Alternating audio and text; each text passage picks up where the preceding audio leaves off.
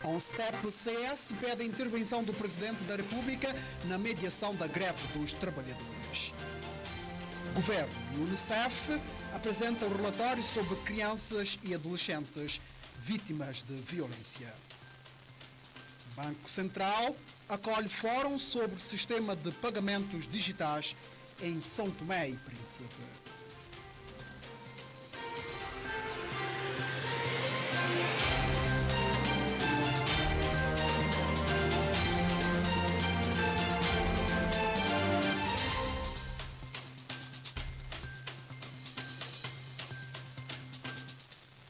Boa noite, seja bem-vindo ao Telejornal. Abrimos este serviço noticioso com o comunicado do Conselho de Ministros que passo a ler na íntegra. O Conselho de Ministros do 18º Governo Constitucional esteve reunido no sábado, dia 16 de março de 2024, às 10h30, no Palácio do Governo, em São Tomé, na sua 48ª sessão ordinária, sob a presidência da Sua Excelência, o Primeiro-Ministro e Chefe do Governo, Dr. Patrício Emerito Trovoada. Assim, tendo em conta os diversos assuntos nacionais e internacionais analisados, o Conselho de Ministros vem informar o seguinte. Situação nacional 1. O Governo voltou a constatar que o Orçamento Geral do Estado para o presente ano comporta uma melhoria salarial para os docentes, segundo a carga laboral de cada nível de ensino, como a seguir se indica. A. Pré-escolar 6,60% para 8,20%. B. Primeiro ciclo do ensino básico 27,71% para 34,47%. C. Segundo ciclo do ensino básico e ensino secundário 6,40% para 14,28%. Além desta melhoria, todos os professores de formação superior passarão a receber na sua categoria e haverá mais 2 salários, 13º mês e subsídio de férias para funcionários e agentes do Estado, incluindo, como não podia deixar de ser, os professores. 1.3, por isso, na tarde de hoje, através do Ministério de Trabalho e de Solidariedade, o Governo apresentou à Intersindical uma proposta de memorando indicando melhorias salariais acima elencadas, moção, no enquanto, recusada, tendo a Intersindical afirmado que a greve só será suspensa se houver uma alternativa positiva ao salário de base. 1.4. Neste âmbito de intransigência, o Governo estranha e não compreende as reais motivações da greve que, como se verifica, prejudica as crianças, os jovens, as famílias, visto que qualquer santomense entende o nível do aumento salarial e, no caso do primeiro ciclo de ensino básico, esse aumento salarial será maior que o valor da inflação. 2. Para responder a situações de alguma escassez de produtos de primeira necessidade, o Governo decidiu institucionalizar uma equipa multissetorial que deverá incluir os operadores económicos e, se for o caso, os bancos e as agências de navegação para acompanhar o abastecimento do mercado nacional. 3. Na sequência do discurso proferido pelo venerando juiz conselheiro, presidente do Supremo Tribunal de Justiça, sobre o recrutamento de 8 novos juízes de direito, especificamente o facto de ainda não haver uma decisão do Governo respeitante à dotação orçamental para dar posse aos selecionados e entendendo que os órgãos são independentes e interligam-se, estando todos sujeitos ao caráter obrigatório e imperativo da lei, o Governo manifesta a preocupação pela forma como o assunto tem sido tratado, nomeadamente no seguinte, 3.1. A observância das regras de engajamento de despesas públicas. Neste pressuposto, importa relembrar que a abertura do concurso público exige que quadro de pessoal aprovado no orçamento do respectivo ano estejam criados e dotados os lugares correspondentes às categorias postas no concurso Lei número 3/2007, Sistema de Administração Financeira do Estado, SAF, a Lei número 5/97, revista pela Lei número 2/2008. Estatuto da Função Pública. 3.2. A observância dos requisitos legais para a realização do concurso, especificamente o artigo 44º do Estatuto dos Magistrados Judiciais, referente à composição do júri, cuja reclamação foi feita pelo representante da Assembleia Nacional junto ao Conselho Superior de Magistratura Judicial.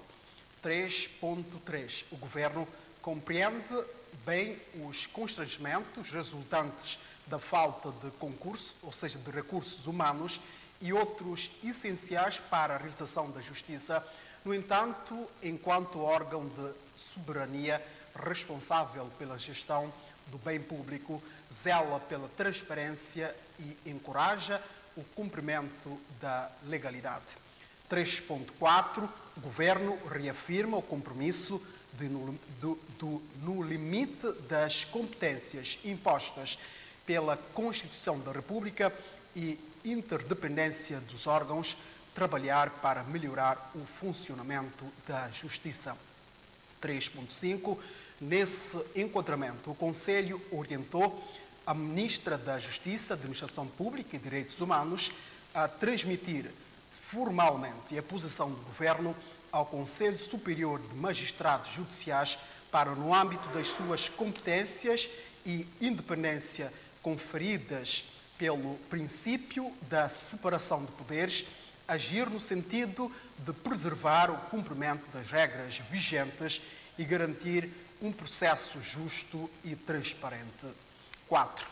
No setor da saúde e no âmbito das conversações que decorrem junto dos sindicatos, o Governo orientou igualmente a titular da pasta a continuar a empreender os esforços e ações que visem acelerar o processo de abertura dos cursos de complemento e de nivelamento. Situação internacional. 5. O Governo enaltece a decisão da Comunidade Económica dos Estados da África Central, CEEAC, em readmitir o Gabão na organização. 6. Por outro lado, o Governo saúda a marcação das eleições do Senegal para dia 24 de março de 2024, na expectativa do rápido regresso à normalidade. 7. Quanto à situação no leste da República Democrática do Congo, o Governo anima e encoraja a decisão das autoridades daquele país que visa encontrar soluções pela via de diálogo e espera que Ruanda tome a mesma iniciativa. Matérias específicas de desempenho e funcionamento setorial. 8.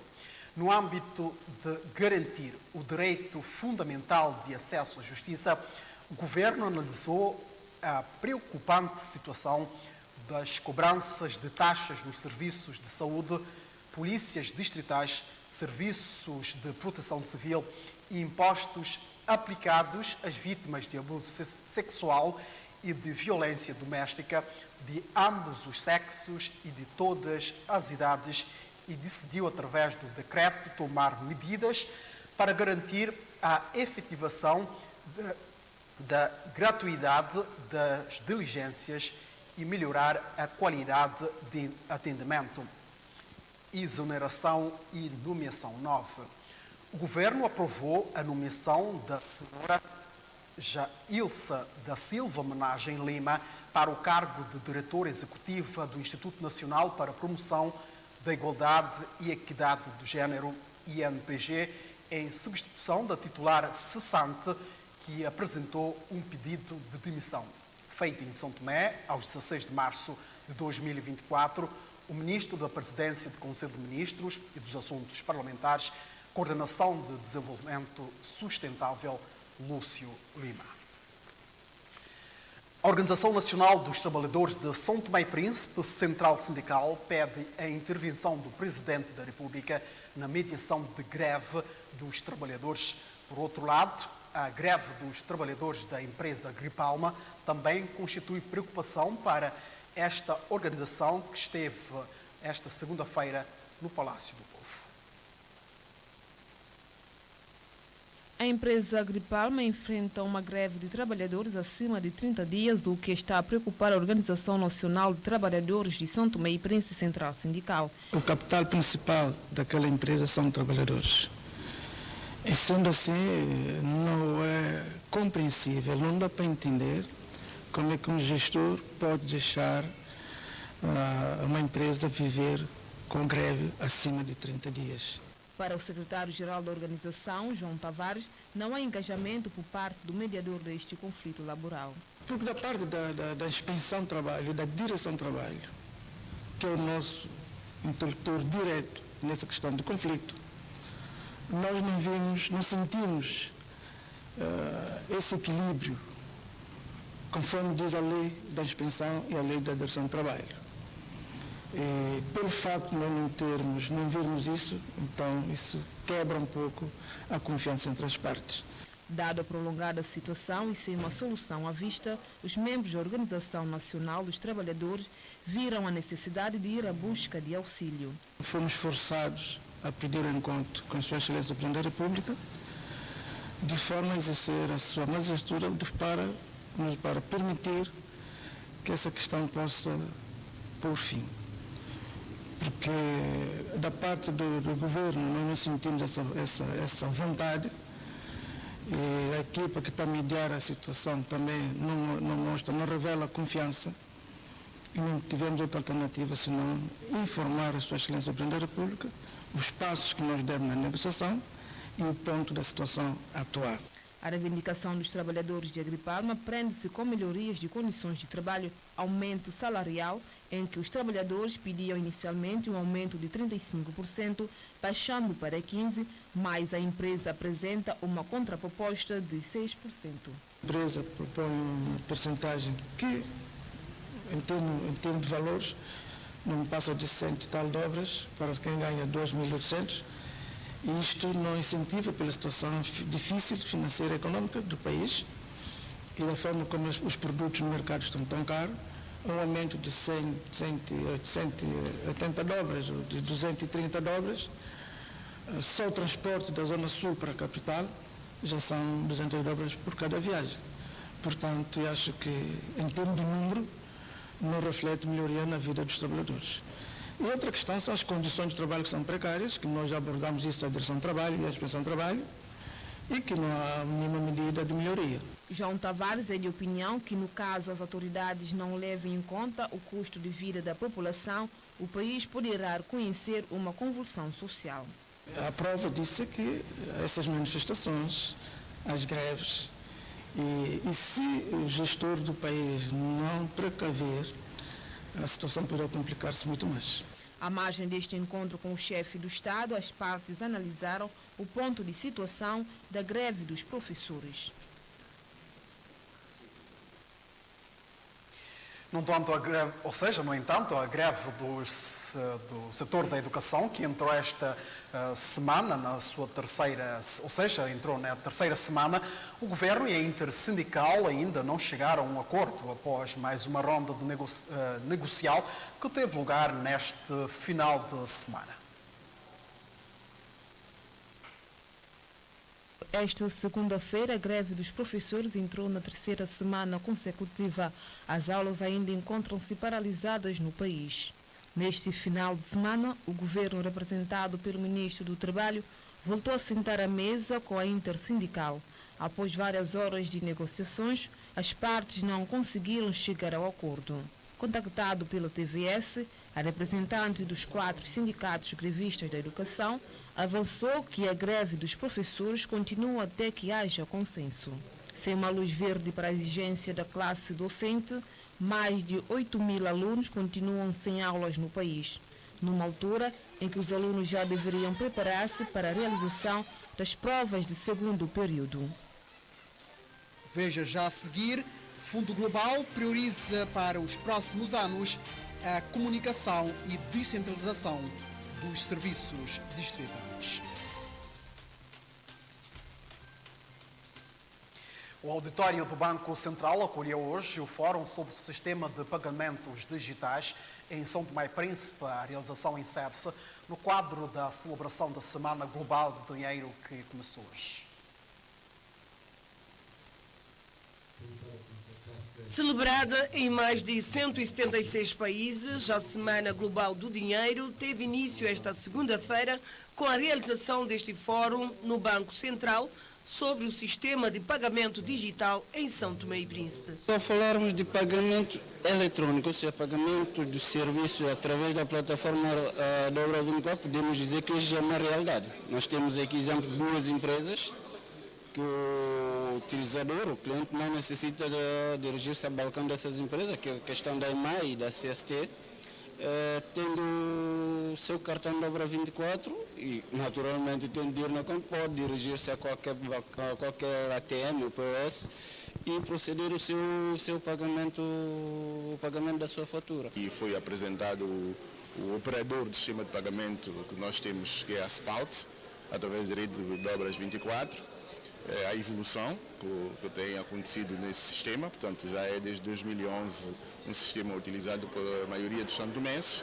Ela conheceu algumas dificuldades durante os anos, mas hoje podemos dizer que o sistema está melhor do que há alguns anos atrás.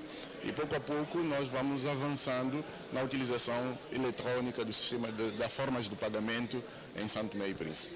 Reconhecendo a oferta ainda limitada dos serviços, Américo Ramos, governador do Banco Central, acrescentou que o mercado financeiro nacional enfrenta vários desafios. No que diz respeito às infraestruturas financeira e tecnológica, baixo nível de literacia e inclusão financeira.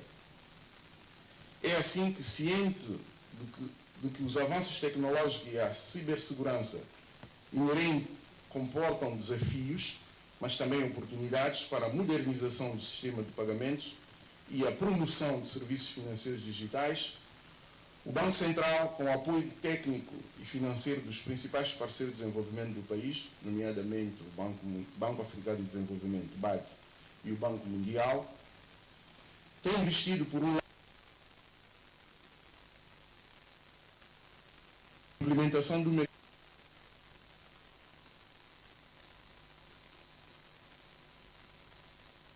valor e retalho. Modernização que o governador do Banco Central acredita trazer muitas oportunidades no que refere à expansão dos serviços financeiros, mas com alguns riscos. Com especial enfoque para as fintechs, uma espécie de fusão de serviços financeiros com uso massivo de tecnologia, mas, por outro, acarreta novos riscos e desafios, quer para a entidade supervisora, como para o sistema financeiro como um todo.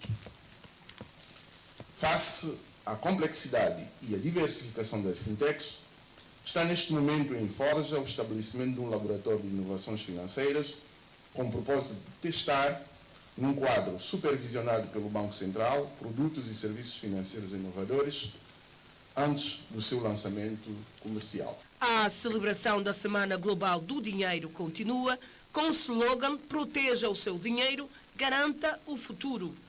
Ainda durante esta semana, a Praça da Independência deverá acolher uma feira de sensibilização sobre o uso de meios de pagamentos eletrônicos. Um relatório sobre fluxo e diretrizes para a proteção das crianças e adolescentes vítimas de violência foi apresentado no Hotel Pestano. O documento, produzido pela Procuradoria-Geral da República, com apoio do Unicef, foi apresentado aos presentes. É um documento da Procuradoria-Geral da República, financiado pelo Fundo das Nações Unidas para a Infância, intitulado Fluxo e Diretrizes para a Proteção das Crianças e Adolescentes Vítimas de Violência. O documento pretende ser uma importante linha orientadora para as ações a favor das crianças santomenses. Penso que o título escolhido para este manual nos convida a refletir sobre como desejamos trilhar esse caminho com cada criança, com cada adolescente de São Tomé e Príncipe. Os caminhos para a garantia dos direitos são diversos. Eles podem ser longos, sofridos, revitimizadores, ou curtos, acolhedores e humanizados.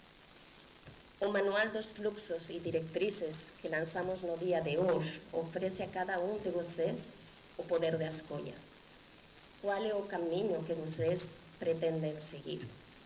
As múltiplas necessidades de uma só criança vítima de violência exigem a intervenção de muitas instituições.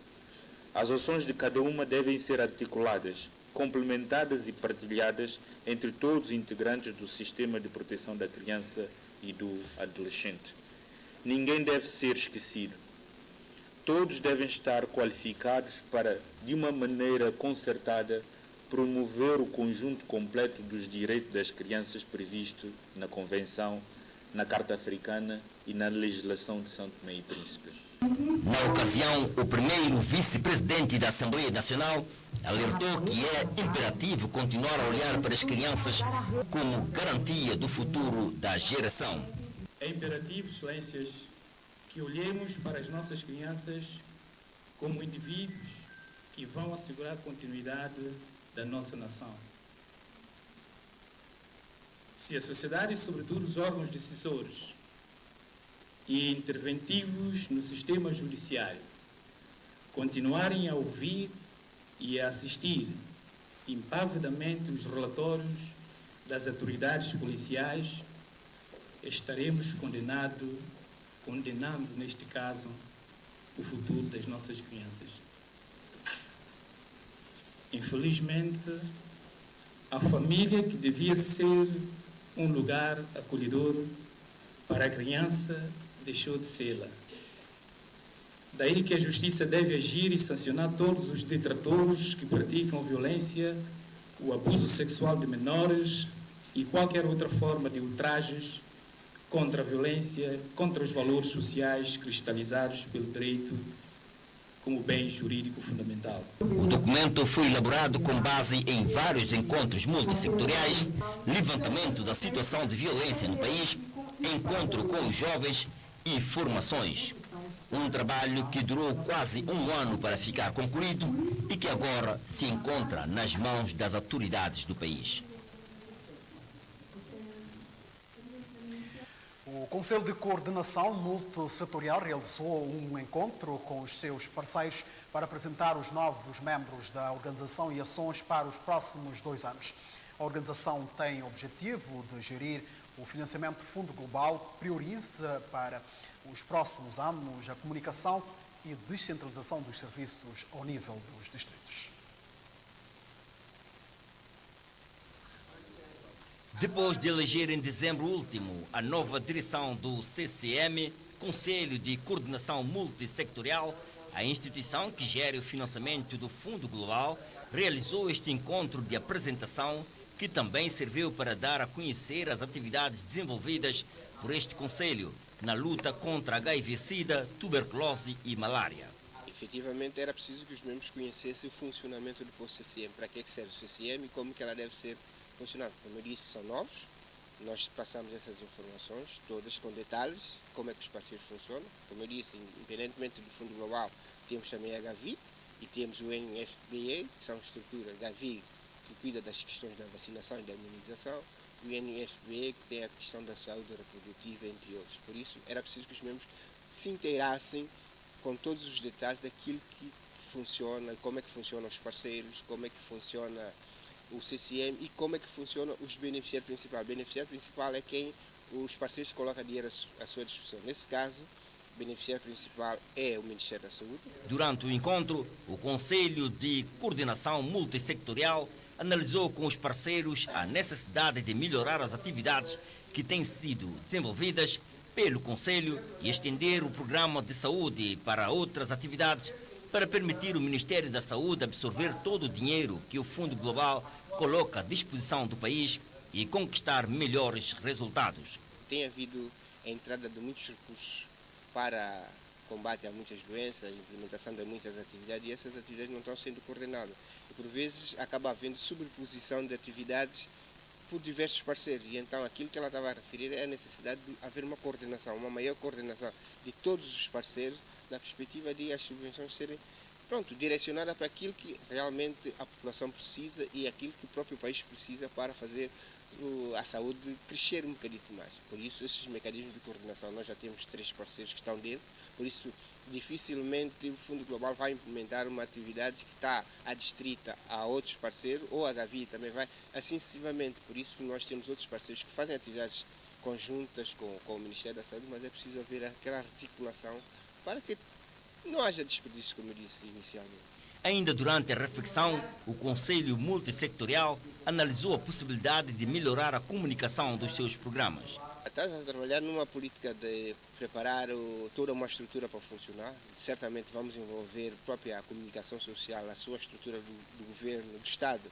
nesse processo, para que a comunicação seja uma comunicação mais efetiva. Primeiro, nós temos que reorganizar o setor da comunicação do próprio Ministério da Saúde. Depois de ela estar organizada, ela vai abrir de forma que próprios jornalistas e outras pessoas possam ter informações de forma permanente. Cerca de 12 milhões de dólares é quanto o Conselho de Coordenação deverá gerir para o combate ao HIV-Sida, tuberculose e malária. Dinheiro investido pelo Fundo Global para o novo programa de 2024 a 2026. Limitações financeiras enfraquecem a modalidade de voleibol nacional. Notícia para ver daqui a pouco. Já lá vamos, por enquanto, damos conta que a atleta santomense Gorete Semedo não conseguiu passar para a final da prova dos 100 metros nos Jogos Africanos. A esperança do país nos Jogos Africanos está agora depositada nos xadregistas Sérgio Pereira e Zedória Lima. Esta é a imagem que a atleta santomense Gorete Semedo havia qualificado para a semifinal da prova dos 100 metros nos Jogos Africanos que decorrem na capital do Ghana. Mas já esta tarde, a atleta não conseguiu passar para a final, ficando no 4º lugar. Uma outra má notícia foi a derrota do atleta do Taekwondo, Kelvin Soares, na categoria menos 63 quilos. O mesmo começou bem a prova, mas no final da competição, o seu colega do Tchad foi mais forte. Enquanto isso, o país deposita esperança na competição de xadrez com o mestre Sérgio Pereira e a xadrezista Zedória Lima. A 13ª edição dos Jogos Africanos, que começou no dia 8, terá o seu término a 21 do corrente mês em Acre. A Federação de Judo realizou neste domingo o seu primeiro torneio nacional denominado Judo de Páscoa na categoria de feminino e masculino. As atividades dos desportistas de judo contaram com o apoio do Ministério da Juventude, Desporto e da empresa CSD. Além de judô ser um esporte de defesa pessoal, serve também para melhorar a coordenação física, concentração, autoconfiança e a capacidade mental dos participantes. Os atletas de judo também vai ganhar alguns valores, nomeadamente disciplina, respeito, modéstia, responsabilidade, entre outros. Mais de 2 meses, esses juvenis foram submetidos à avaliação que os classificou para o final. Os atletas têm que se lutar uns com os outros, a fim de obter pontos. E a classificação correta aqui seria 1º, 2º e 3º lugar. Sinto muito alegre, porque eu esforcei muito para conseguir este 1º lugar. O que significa judô para si? Para mim, judô significa uma coisa muito importante que eu aprendi há muito tempo, desde 2022. Os pais estão cá? Não estou presente neste momento. Mas vai levar essas ofertas para casa e dizer para eles que valeu a pena o seu esforço? Sim. Sinto muito feliz. Por quê? Porque eu treinei muito, esforcei muito para ganhar o 1º lugar. Foi fácil ou foi difícil para si? Como é que foi? Foi normal. Por quê? Porque eu não esforcei muito, não gastei muita força, não gastei muita energia.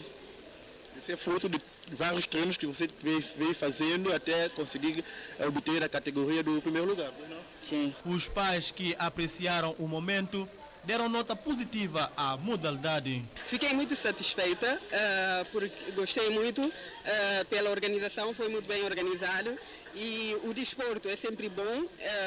Eu fui atleta desde muito cedo e por isso que eu insisto com as minhas filhas para fazer um desporto, porque desporto é saúde, desporto é vida, desporto tira muitos jovens de delinquência na rua, então é muito bom sempre ocupar o tempo com algo que lhe dê saúde e te torna mais forte de qualquer jeito. Ela, por ser uma criança, não é? Está no bom caminho. Assim vai crescendo, com essas atividades, é importante. Faz parte também da educação, desenvolvimento da criança. A Federação Nacional de Judô conta com mais de 4 dezenas de atletas. A realização do seu primeiro torneio nacional contou com o apoio do Ministério da Juventude e Desporto e da empresa CST e aconteceu com uma exibição da prática aos públicos.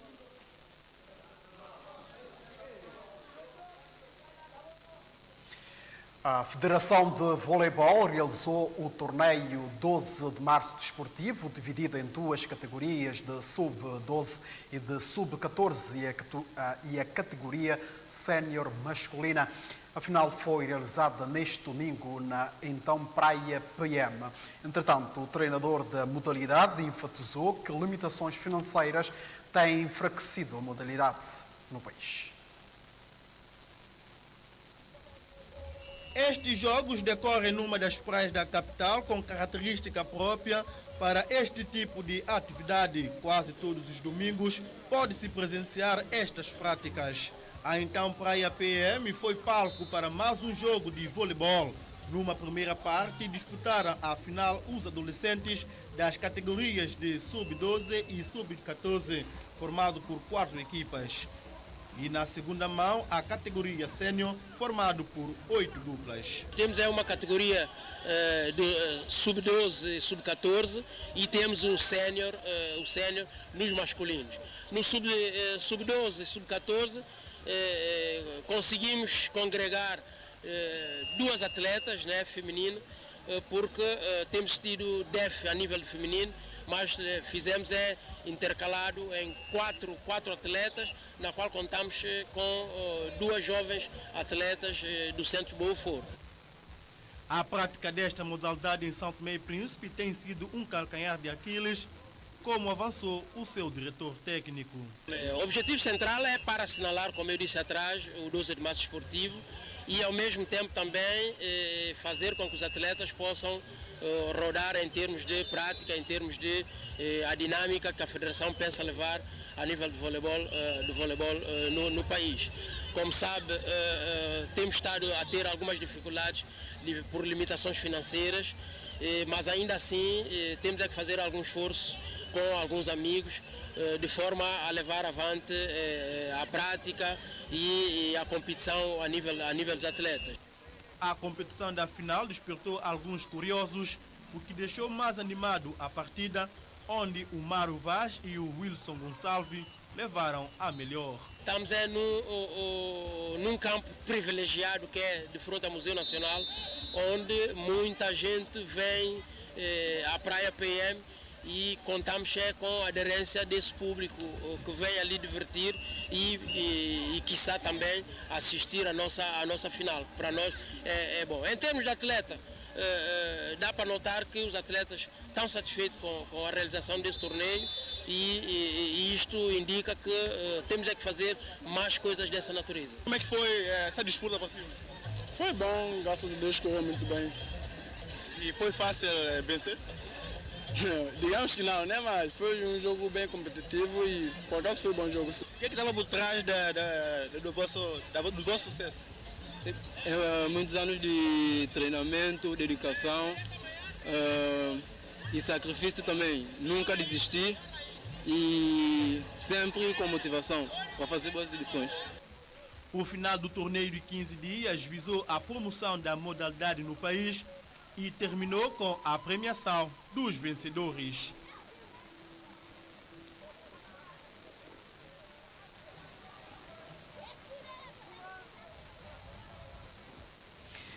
O mau tempo que tem assolado o país levou a corte de energia elétrica em vários postos do país.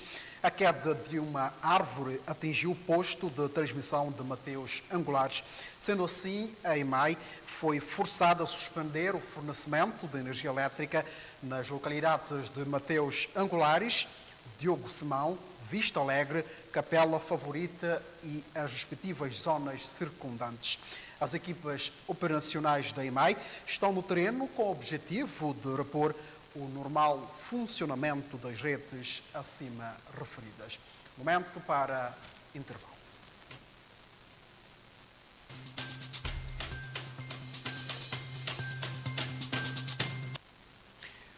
Vladimir Putin, reeleito presidente da Rússia, e continua de pedra e cal à frente dos destinos do Kremlin. E assim concluímos o telejornal desta segunda-feira. Obrigado pela preferência. Continuação de boa noite. Até amanhã.